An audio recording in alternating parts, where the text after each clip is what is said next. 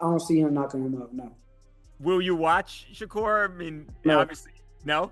Hell no, nah, that ain't really like, I mean, like I said, here's the thing, like I got two sides of me when it comes down to I got a business side, then I got a competitor side. And from the competitive aspect, it don't excite me for me to be like, okay, I want to watch it. But from the business side, I understand as though why would he go that route. So his mentor did basically the same thing, so why can't he do it? You know what I'm saying? He made more money than anybody.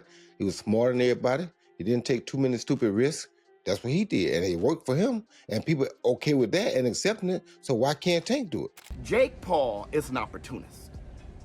We know this is an exhibition, but Jake Paul is about his bottom line and MVP's bottom line. And if that means sacrifice Tank by knocking this over the top rope, Jake Paul is going to deliberately do it.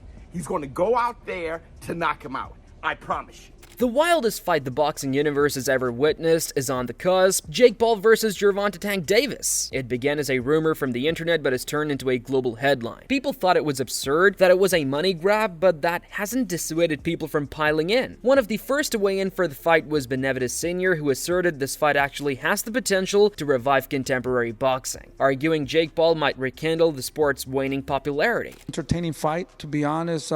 Jake Paul has a lot of followings, a lot of guys that are going to come and watch, and that gives the opportunity for other fighters to be seen on those cards, you know. So a lot of people don't agree, but at the end of the day, for me, it's entertainment, and if we can take boxing to the next level and give other fighters opportunities to be displayed and for other people, YouTubers and all that, to be seen, and hopefully all the YouTubers and people there are just there, not just for boxing. His son David Benavidez was not afraid to echo his dad's opinion. He supported the fight, citing the fact that Jake Paul brings an unparalleled promotion clout to boxing that few sports stars can equal. In his opinion, Jake's media presence, influence, and marketing capacity make this potentially one of the largest financial occurrences in boxing in years. I don't have a problem with anything he's doing because he promotes himself really well. He's giving these other fighters that were not making no money a chance to eat, and now they're making millions of dollars, and they're giving them a big stage to perform on, you know what I mean? So at the end of the day, people, they just got to see that. He brought 60 million viewers, him and Tyson, 60 million viewers on Netflix. That's never been done in anything in boxing on Netflix, you know what I mean? So he's bringing, the more eyes he brings to the sport is the better. You know, from us, where we're from, a lot of people that grew up like me, you know, we're from rough areas that are not good. We trained in gyms, they're all fucked up. So these are the only types of people we're around. For him, you know, he started in Disney. You know what I mean? So those are other crowds of people that he could put into boxing. Shakur Stevenson also had something to say, supporting Gervonta Davis's choice to accept the fight. He explained that he knows perfectly well why Tank would take such a fight because it's a huge payday. Stevenson went on to state that folks forget that boxing is sport and business, and Tank being able to take a huge payday is entirely understandable. I don't see him knocking him up, no. Will you watch Shakur? I mean, No. obviously, no? Hell no, nah, that ain't really like, I mean, like I said, here's the thing, like I got two sides of me when it comes down to I got a business side, then I got a competitor side. And from the competitive aspect, it don't excite me for me to be like, okay, I want to watch it. But from the business side, I understand as though why would he go that route. So Gervonta Tank Davis addressed the criticism personally, standing up for accepting this fight. He claimed he's already established himself in the sport and does not feel obligated to constantly accept dangerous fights anymore. Tank also made it understood that he's done seeking validation. His legacy is already established, but he also made it clear that doesn't equate him to being lazy. That's another thing about fighters. They wanted to box, or their father made them box. I had to box. I had to get myself out of my situation. You know what I'm saying? Like when I was coming to, I didn't say I'm gonna be this champion. Yeah, undisputed champion. Nigga, I was saying I need to get money. I need to get out of my situation. That's another thing why I say, like, once I get to, while I'm at this level, like, it's no point, like, it's no more point to prove to myself. Because I already, you feel me? I did what I came to do. Even though it's being called an exhibition, Tank is most definitely not slacking off. Recent training videos indicate that he's moving faster, sharper, and more explosively than ever before. His intensity and strength in sparring footage soon went viral, and fans were convinced this could not be merely entertainment, this was war. The way he's training indicates he is keen on making a statement.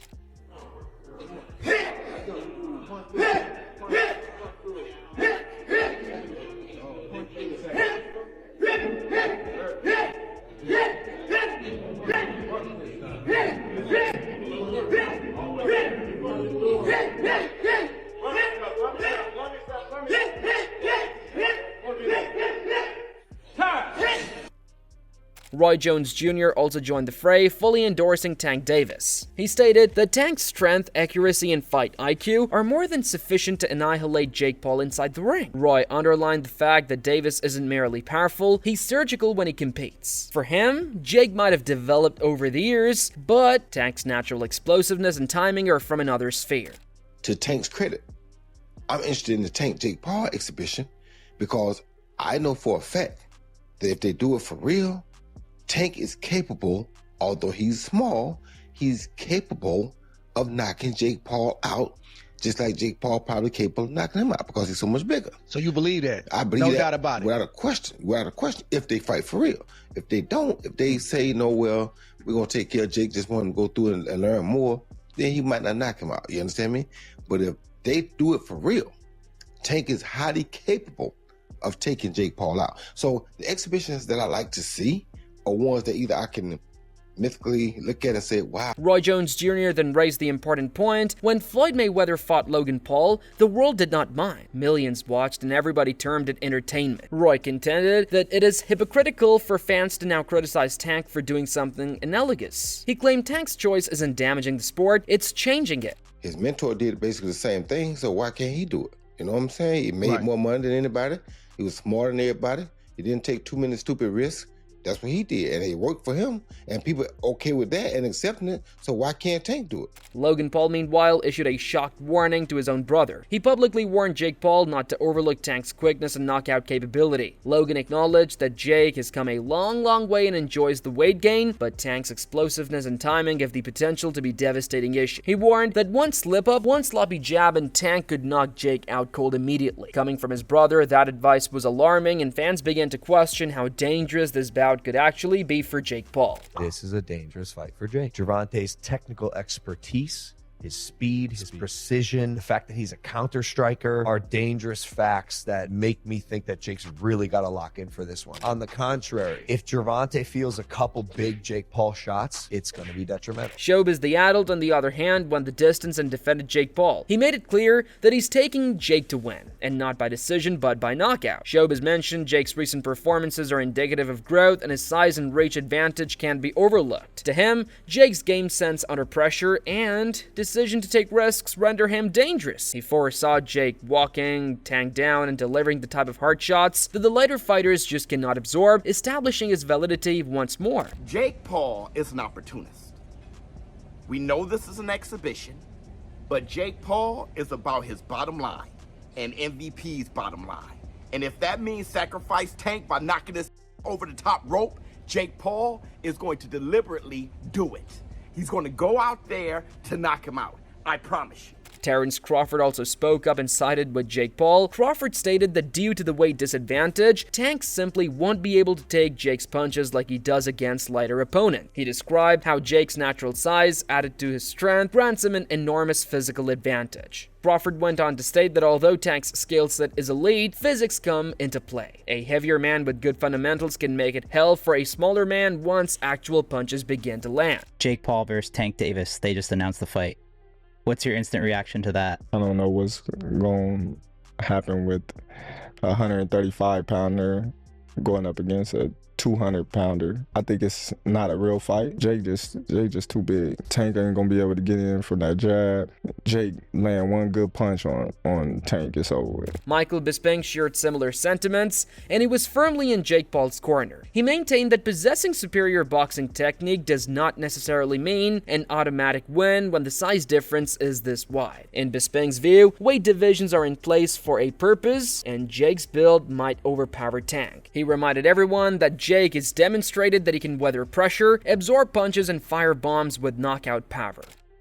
Having better boxing than a guy doesn't necessarily mean you can beat that guy up. In fact, if you conform the rules and make it just boxing rules, being a better boxer than this guy doesn't even mean you can beat a guy up under those rules.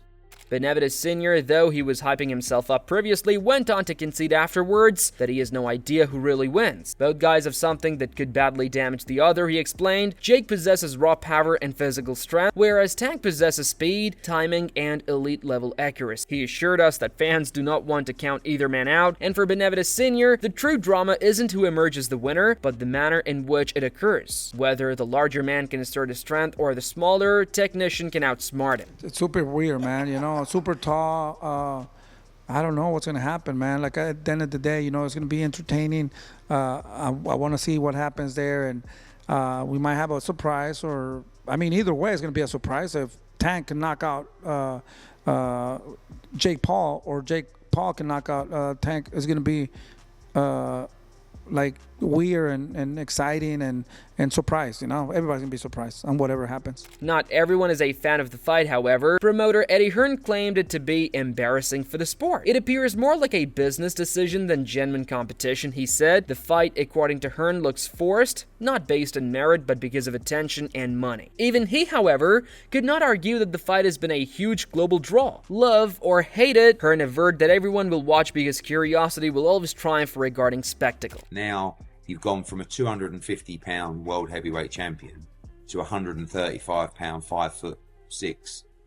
I mean, it's bizarre. You know, you've got a cruiserweight fighting a lightweight. Dana White also admitted that he doesn't like the fight at all. He labeled the weight difference asinine and said this type of fight isn't even worth considering. Dana believed that boxing certainly lives off big names and headlines, but there is a difference between entertainment and fair play. But he did concede that controversy does sell, and regardless of how much critics complain, the fight will still generate millions and be the story and headlines throughout both the boxing and MMA worlds. Is the burnt bridge with my brother unfixable? I don't hate your brother. You guys need to fight guys your same size. When you fought Floyd, you are massive. He did hit you with a bomb, and you ate it. He's going to fight Gervonta Davis. Who do you got? Gervonta, I think, hits way harder than Floyd, but he's too small. Your brother's going to be able to get inside on him, put his weight on him, tie him up. I hear your critique on fighting guys the same size as you. Is that why you guys wouldn't let me fight Conor? Yeah, you're fucking huge. Conor weighs 145 pounds, 155 pounds. Yeah, but he says he can beat me. Peter Fury wasn't shy either. He characterized the entire affair as a circus act, stating that the fight is more concerning for opinions than values. The sport is increasingly turning into entertainment, losing its roots in classical competition. It's difficult to label such events as real boxing, Fury stated, but he knows when they occur, they attract huge crowds. Even if purists despise him, fans will still pay to watch it because chaos sells, and this fight is absolute chaos. You're a traditional boxing man. You do traditional boxing, but I have to ask a question. Jake Paul, Tank Davis. Two things. First of all, how do you see that going? And also, you are a coach. Say you were managing Tank. How do you deal with a weight difference like that? How would you prepare Gervonta Davis for this fight? Just prepare to get the bank accounts fat. That's it. Don't talk to me about boxing. It's a circus, isn't it? But it's massive business for the two of them. Good luck to the pair of them. Build your fat bank balance. That's it. Look, if one of your fighters came to you and said they were going to fight Jake Paul, what would you say to them? I'll take it. Really? You'd be an idiot, wouldn't you? It's millions of pounds for nothing. Of course you're going to do it, ain't you? This bout is the epitome of unpredictability, and whoever emerges victorious, it's going to rock the boxing world. For more analysis and breakdowns such as this, be sure to subscribe and stay tuned.